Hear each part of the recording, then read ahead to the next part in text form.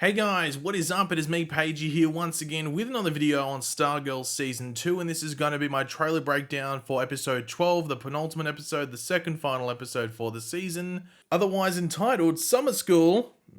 We've been used to it the entire season, it's almost at an end, chapter 12. But of course, let's watch the trailer, and then we'll talk about everything. So the first thing, sorry for no review yesterday. What's she doing here? She wants to help us fight Eclipso. You have to be bad to defeat evil. I hate to admit it, but we need her. Are you out of your mind? Maybe.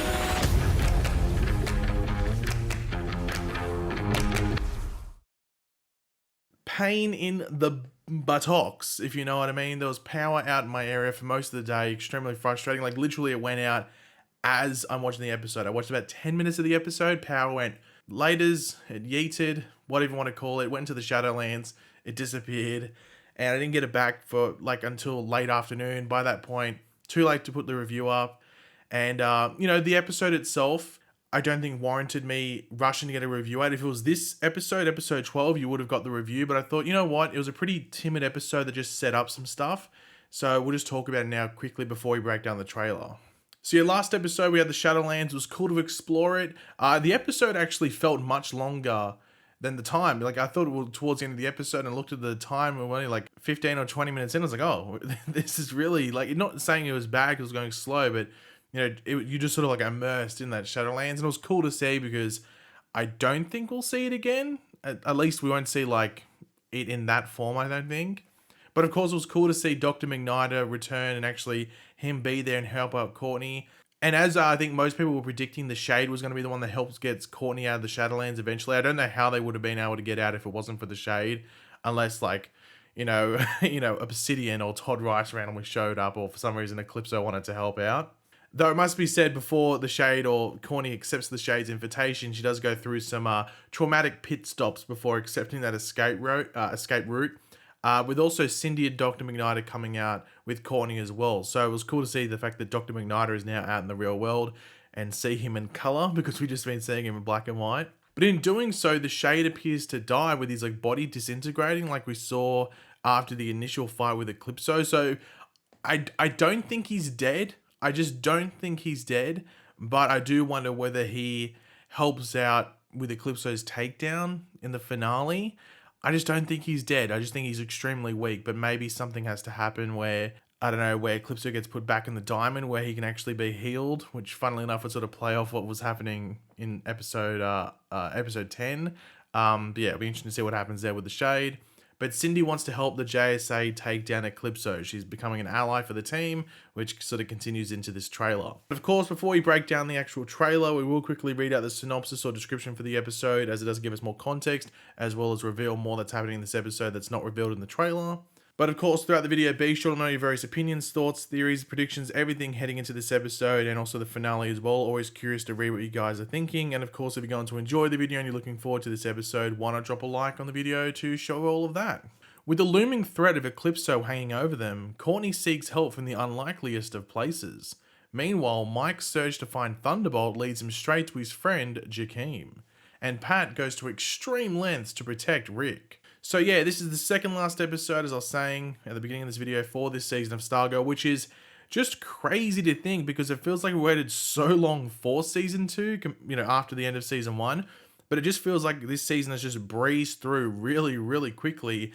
But I guess that's a testament to the show, and when it doesn't feel like it's going slow, that usually means it's good stuff's happening, like you're engaged, it's just banging through the episodes and everything like that. But as we've seen the past few episodes, everything is set up for Courtney and the team to make their final charge at Eclipso, though there are still a few things they need to do if they want to be in the best shape possible when taking him on, though I do wonder whether these final 2 episodes will play off like a 2-part finale like we saw last season, you see with shows sometimes.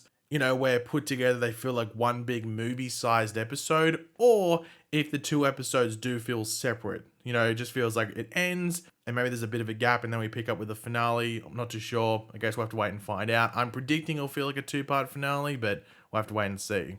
But in regards to the actual trailer for next week's episode, it is very Cindy focused, or maybe Cindy influenced is the best way to put it. Anyway, we start with the fallout from the end of last episode, but this time at the Dugan Whitmore household, not at the theater, where Beth is almost shocked to see not only that Cindy is now back in the real world, but that she is now with Courtney. But as Courtney does tell Beth, Cindy wants to help them stop Eclipso, and they need as much help as they can get. And Cindy has been in the Shadowlands going through those visions and recounting history many times, almost like a Groundhog Day sort of situation for her. So she would be somewhat pretty well equipped to face Eclipso and what he can make people see. And I'm not saying that she's like, invulnerable to them or something like that. But, I think she's gone through enough where, what Eclipso doesn't overly affect her as much as like some random new person. But in regards to Cindy, we do see her tell someone that you have to be bad to defeat evil. And I wonder if she is talking to Courtney here, or maybe it's Beth. But regardless, I think she will be somewhat key to taking down Eclipso. I just don't know if she will be the key. I still think you want the JSA to be the reason that they defeat Eclipso. However, the whole discussion about having to kill the host to defeat Eclipso is one that has been a hot topic since Eclipso arrived. So could Cindy be the one to kill him? I mean, she has killed before, both willingly and accidentally, like we saw in yesterday's episode or the previous episode, as well as in season 1. But it has to be said, something must happen which sets Cindy in a direction where she isn't friendly or an ally with Courtney and the other JSA members come the end of the season. Cindy is still bad. She's not evil, she's just bad. But her and the JSA have a common enemy this time around, so once that enemy is stopped, the rivalry should continue. If Cindy survives, of course, that's the big question. Who knows? Maybe she dies. Hopefully not. I'm a fan of Cindy. I'd like to see her stick around. Now, we do have this very quick moment in the trailer where we see Beth next to, who I think could be Pat, but it also could be Dr. McNider. And that needs to be pointed out. They finally get to meet, you would have to think, in this episode. So that will be very cool. But anyway, Beth has her goggles on like she's had for a few episodes now because it's keeping her safe from what Eclipso is doing. But what she is seeing through the goggles now is Eclipso. Now, it seems like he is just standing there looking at her saying, hello, what's happening? And he's not really doing anything. And the fact that Beth has Dr. McNider or Pat next to her makes you think it's like a training drill of sorts or something along those lines. Maybe Beth is learning more and more about Eclipso and what his weaknesses are that the other JSA members, with the more powered focused abilities will be able to take advantage of to take him down. But regardless, like we have seen in this back half of the season, Beth will be vital, I think, in regards to the tactics and the knowledge and stuff, though I am very excited to see her interactions with the original Dr. Midnight and how they play out and what the relationship is there.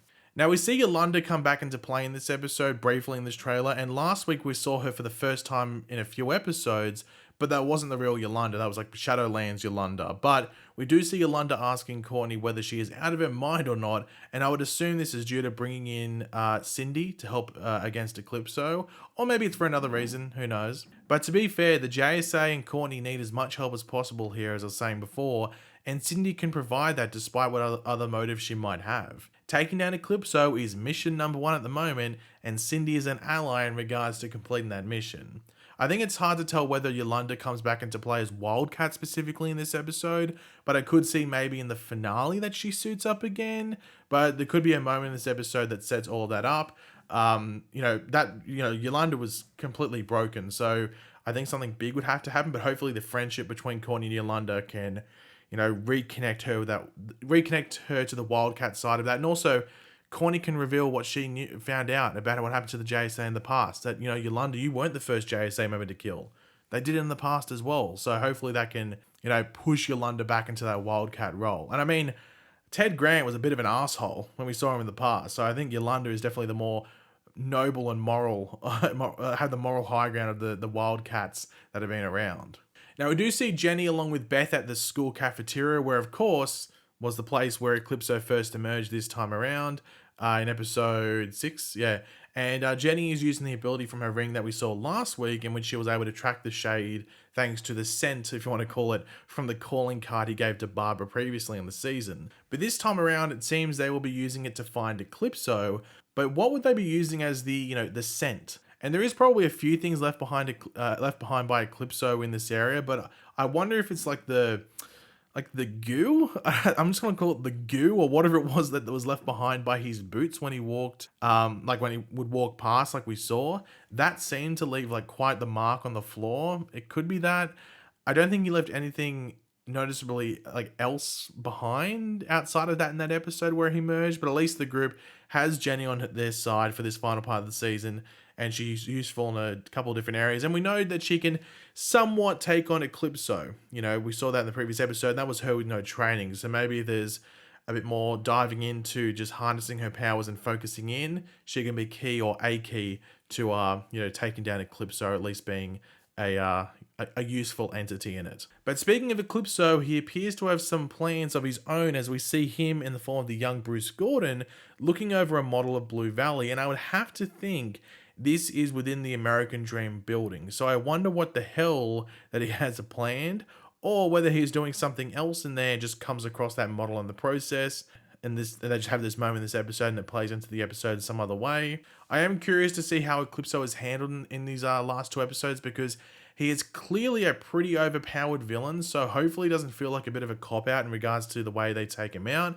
But if Courtney can get her staff back to proper working condition, and then you have Jenny in there, even Jakeem Thunder as well, who was mentioned in the synopsis, and maybe even the Shade comes back, that is a pretty good team to take down Eclipso in a pretty damn believable way. Even if you took out maybe even Jenny and Jakeem, even if it was Courtney and the Shade against Eclipso and they're fully powered, I think that would be somewhat believable. When you chuck in Jenny and Jakeem, and I guess even the others, like even like Rick with Hourman, his strength and stuff like that, who knows what they can do. So I think that's pretty believable if they're teamed up. So let's see how it's all formed come the finale.